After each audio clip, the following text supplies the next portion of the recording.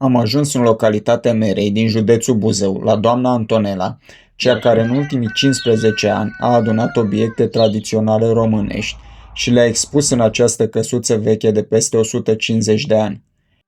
Rămâneți alături de noi să vă ducem în epoci diferite ale acestui popor, de la obiecte de uz casnic de zeci sute de ani, la școala românească din epoca comunistă, până la instrumente muzicale pe care mulți nu am avut ocazia să le vedem.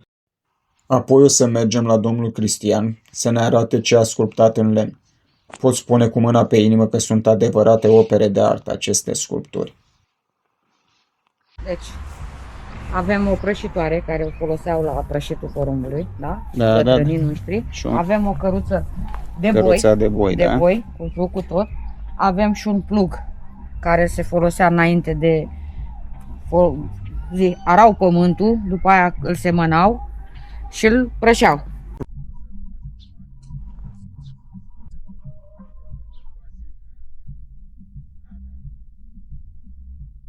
Da. Astea-s de război.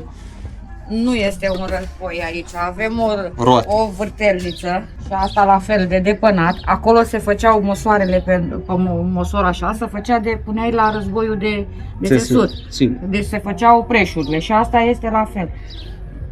Aici, iar asta este o covată în care frământau pâine cu zonace și... Da.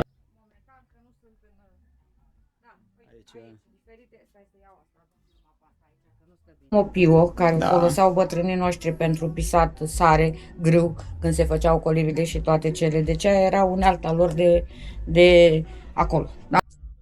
Următorul este un putinei. Pentru lapte.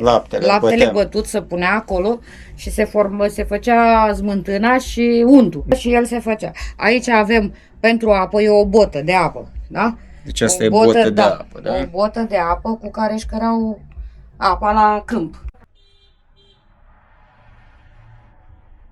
Avem aici un mic colț de școală comunistă, da? De pe vremea comunismului, da? În care avem un diapozitiv, diafilme așa, alfabetarul nostru, care învățam la școală, da? Abecedarul, o citire, o mică parte așa, să încercăm să formăm totuși o școală românească, veche. Astea erau la orele noastre de lucru manual. Deci sâmbătă noi aveam ore, dar ore din astea de activități în general, sport. Diferite, cred că unele din aceste construcții, nu știu, ori mai fi, că e vorba de poze de la 1900 și un pic. Da.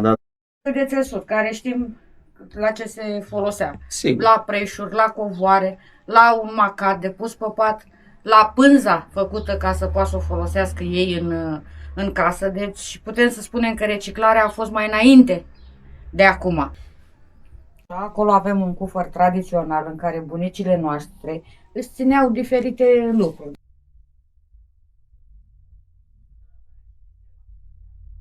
Alea așa, pentru gătit unele și unele se foloseau pentru laptele, de pus laptele la prins, da? Sigur. Și avem aici, tot așa, le foloseau de borș, de tot ce făceau bunicile noastre. Iar aici sunt diferite vaze prinse din toate colțurile, să zic așa, că unele sunt din Moldova și unele sunt ale noastre după la zona Buzăului.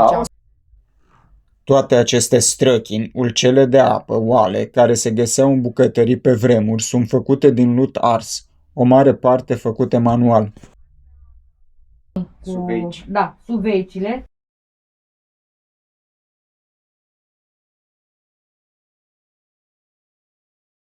Este peste 100 de ani icoana aceea. Aia din dreapta cu Sfântul Ioan Botezător. Da, și aia de acolo. Nu. Aia mică. Aia mică. Astea mici de aici sunt vechi, foarte vechi. Astea sunt tot, icoane vechi. Fără, deci cea colțul și astea de aici sunt icoane foarte, foarte vechi. Găsite și pe aici, dar care mi s-au și adus. Mai găsit da. alte părți. Așa. Prosop țesut în războiul nostru de bunici. Da. Deci undeva la 100 de ani, să zicem. Undeva cam la 100 de ani, ele sigur au. Așa. Fotă sau cum... Da, o fotă, ie. Așa, ie și acolo jos sunt și opincile pentru... Aveți și opincile. Da, așa, da. Și Și acolo diferite de astea făcute de bunici, croșetate în casă. Da.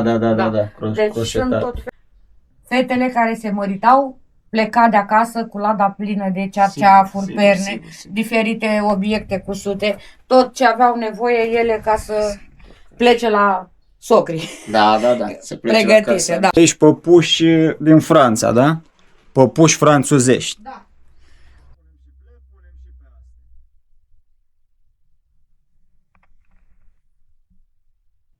Un fier de călcat vechi pe cărbuni. Da. Șoimul nostru al patriei, școlarul și pionierul. Pe parcurs să mai adun ca să facem și noi. Am găsit după după multe investigații, am găsit steagul nostru românesc de pionier care nu se primea oricum la vremurile alea, deci niște note mai mari trebuia să primești. Televizorul alb-negru cu pește și mileu. Aici este partea dedicată religiei noastre. Se numesc, care se foloseau de bătrânele noastre, de făceau acele prescuri. Chiar și pick-up-urile și discurile sunt aici. Discuri. Da. Așa era muzica înainte, la pick-up. Și ăsta este un radio care are și pick-up la el. Dar acest dulap îmi aduce aminte de sufrageria bunicii.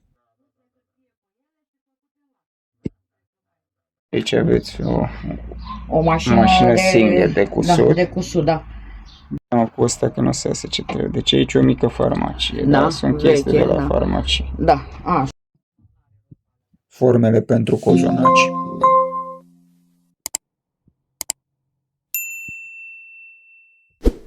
Dubla de porumb și damigenele pentru țuică.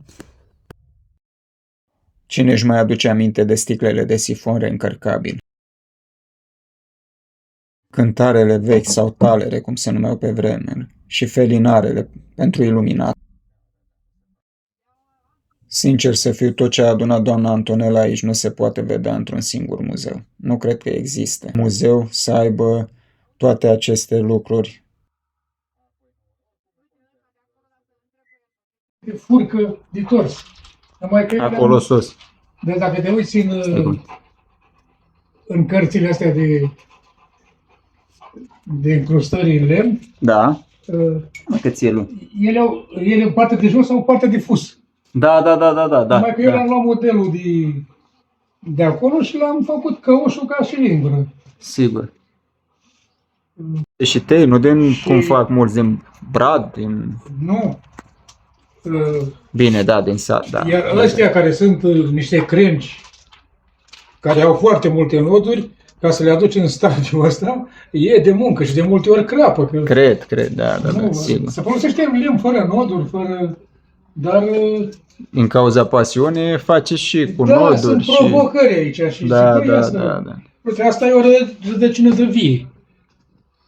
De viță de vie. Rădăcină de viță de vie. Se joacă ăsta, are boală pe acolo, pe dacă mă duc cu el și era cu ea în gură, zic, ia dă-o încoace. Tot ce ați lucrat în iarna asta aici. Da. Ați făcut destul de multe.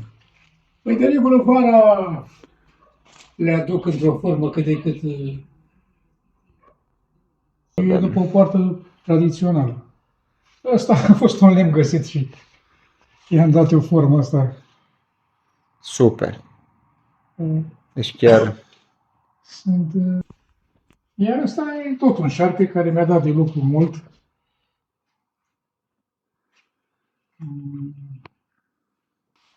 Nu v-ați gândit să faceți să vindeți, a zis? Nu, pentru că dacă te uiți la ele, poate mai se aseamănă una cu alta, dar nu...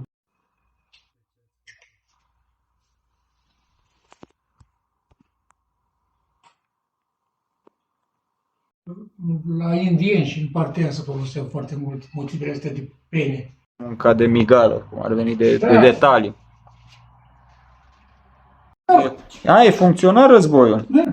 Și mine război. Da, funcționa. Pe uite că se și vede că e cât... Uite ce mic e. Dar uite că e deja instalat acolo. A lucrat tot. A lucrat Iar ăsta e un Gherghev care a lucrat cu Gherghev. O să revin la Merei cu plăcere în vizite. Gazdele de azi mi-au făcut ziua mai frumoasă și mi-aș dori să tot întâlnesc oameni ca dânsii pe unde mor duce pașii.